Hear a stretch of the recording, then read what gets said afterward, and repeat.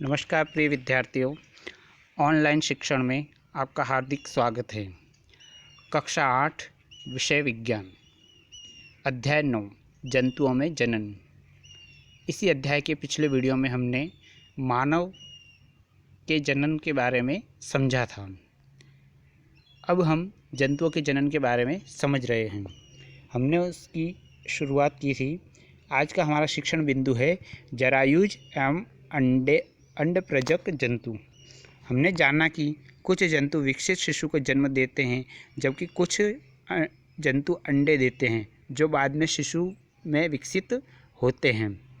वह जंतु जो सीधे ही शिशु को जन्म देते हैं जरायुज कहलाते हैं। तथा इसके विपरीत वे जंतु जो अंडे देते हैं अंडप्रजक जंतु कहलाते हैं।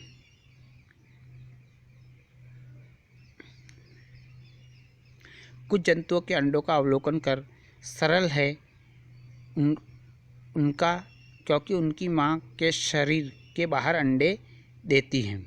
परंतु गाय, कुत्ता और बिल्ली के अंडे एकत्र नहीं कर सकते, क्योंकि वह अंडे नहीं देते।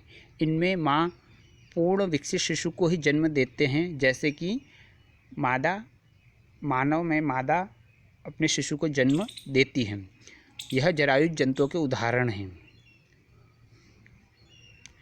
शिशु से वयस्क, नवजात जन्मे प्राणी अथवा अंडे के प्रस्फुटन से निकले प्राणी तब तक वृद्धि करते हैं जब तक वे वयस्क नहीं हो जाती।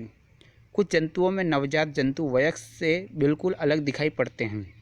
रेशम के कीट के जीवन चक्र को हमने देखा है। अंडा, फिर लार्वा अथवा इल्ली, फिर प्यूपा और अंत में वह वयस्क होता है, जिसके विषय में हम कक्षा 7 में पढ़ चुके हैं। मेंढक के अंडे से प्रारंभ करके वयस्क बनने की विभिन्न अवस्थाओं को हमने देखा है। 3 स्पष्ट अवस्थाओं अथवा चरणों को हमने देखा है: अंडा, टैडपोल यानी लार्वा तथा वयस्क। क्या टैडपोल वयस्क मेंढक से भिन्न दिखाई नहीं देते? हम सोच सकते हैं किसी दिन यह टैडपोल वयस्क मेंढक बन जाते हैं। उसी प्रकार रेशम कीट की इल्ली या प्यूपा रेशम कीट से बहुत अलग दिखाई देते हैं। वयस्क में पाए जाने वाले लक्षण नवजात में नहीं पाए जाते। टैडपोल अथवा इल्ली का बाद में क्या होता है, जैसा कि चित्र में दिखाया गया है। प्रारंभ में वह अंडा होता है, फिर दूसरी अवस्था टैडपोल की होती है, बाद का टैडपोल अलग आकार का हमको दिखाई देता है और अंत में मेंढक वयस्क हो जाता है। आपने एक सुंदर शलभ को कोकून से बाहर निकलते देखा होगा। टैडपोल रूपांतरित होकर वयस्क में बदल जाता है, जो छलांग लगा सकता है और तैर सकता है। कुछ विशेष परिवर्तनों के साथ टैडपोल का वयस्क में रूपांतरण कायांतरण कहलाता है। जैसे हम बड़े होते हैं, हम शरीर में किस प्रकार के परिवर्तन देखते हैं, हमारा भी कायांतरण होता है। मनुष्य के में जन्म के समय से ही शिशु में वयस्क समान शारीरिक अंग मौजूद होते हैं। अगला जनन का प्रकार है अलैंगिक जनन। जनन प्रक्रम का अध्ययन उन जंतुओं में पड़ा है जिनसे हम परिचित हैं, परंतु अत्यंत छोटे जंतु जैसे हाइड्रा एवं सूक्ष्मदर्शी जंतु जैसे कि अमीबा में जनन किस प्रकार होता है, उनके प्रजनन करने के ढंग के विषय में हम जानते हैं। आइए हम इसे थोड़ा विस्तार से समझते हैं। इसके लिए हम क्रियाकलाप कर सकते हैं। हाइड्रा की इस स्लाइड लेते हैं। आवर्धक लेंस अथवा सूक्ष्मदर्शी की सहायता से इस स्लाइड का हम अध्ययन करते हैं। जनक के शरीर से कुछ उभरी संरचनाएं दिखाई देती हैं। इन उभरी हुई संरचनाओं की संख्या को हम नोट करते हैं तथा इनका साइज भी हम नोट करते हैं। हाइड्रा का चित्र हम वैसा ही बना सकते हैं जैसा हमको दिखाई देता है। इस प्रकार हमने हाइड्रा में मुकुलन की अवस्था के बारे में अध्ययन कर सकते हैं। प्रत्येक हाइड्रा में एक या अधिक उभार दिखाई दे सकते हैं। यह उभार विकसित होने से होते नए जीव हैं। जिन्हें मुकुल कहते हैं। यही हाइड्रा में यही मुकुल जनन कहलाता है। यीस्ट में भी मुकुल दिखाई देते हैं। हाइड्रा में भी एक एकल जनक से निकलने वाले उदर्थ से नए जीव का विकास होता है। इस प्रकार के जनन को, जिसमें केवल एक ही जनक नए जीव को जन्म देता है, अलैंगिक जनन कहलाता है। हाइड्रा में मुकुल से नया जीव विकसित होता है। इस प्रकार के जनन को मुकुलन कहते हैं। अलैंगिक जनन की अन्य विधि अमीबा में दिखाई देती है। अमीबा की संरचना के विषय में हम पढ़ चुके हैं कि यह अमीबा एक कोशिक जीव है। इसमें केंद्रक के 2 भागों में विभाजन से जनन क्रिया आरंभ होती है। इसके बाद कोशिका भी 2 भागों में बढ़ जाती है, जिसके प्रत्येक भाग में केंद्रक होता है।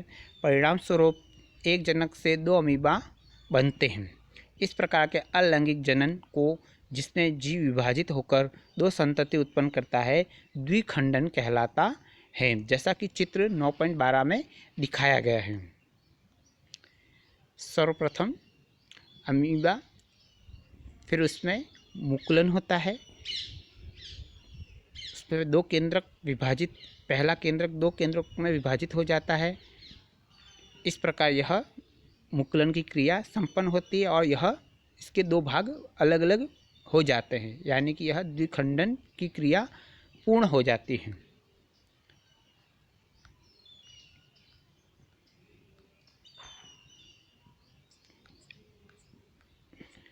इसमें एक उदाहरण दिया है, डॉली की कहानी।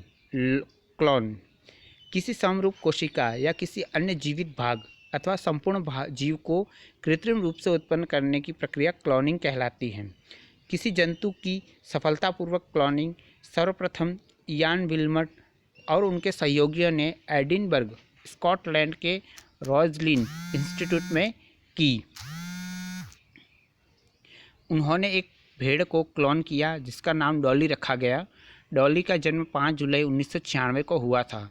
यह क्लोन किया जाने वाला पहला स्तनधारी था।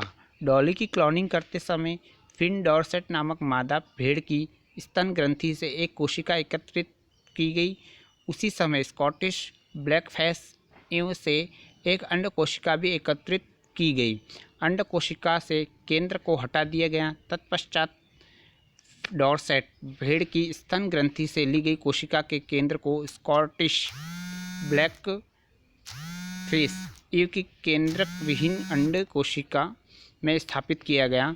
इस प्रकार उत्पन्न अंड कोशिका को स्कॉटिश ब्लैकफेस ईव में रोपित किया गया। अंड कोशिका का विकास एवं परिवर्धन सामान्य रूप से हुआ है तथा अंततः डॉली का जन्म हुआ। यद्यपि स्कॉटिश ब्लैकफेस ईव ने डॉली को जन्म दिया था, परंतु डॉली फिन फॉरसेट भेड़ के समरूप थी जिससे केंद्रक लिया गया था, क्योंकि स्कॉटिश ब्लैकफेस ईव के केंद्र को अंड कोशिका से हटा दिया गया था। अतः डॉली में स्कॉटिश ब्लैकफेस ईव की कोशिका का कोई भी लक्षण परिलक्षित नहीं हुआ। डॉली एक फिन डॉर्सेट भेड़ की स्वस्थ क्लोन थी जिसे प्राकृतिक लैंगिक जनन द्वारा अनेक संततियों को जन्म दिया। दुर्भाग्य से फेफड़ों के रोग के कारण 14 फरवरी 2003 को डॉली की मृत्यु हो गई।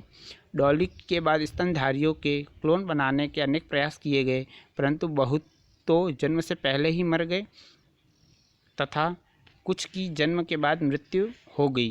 क्लोन वाले जंतुओं में अक्सर जन्म के समय अनेक विकृतियां होती हैं।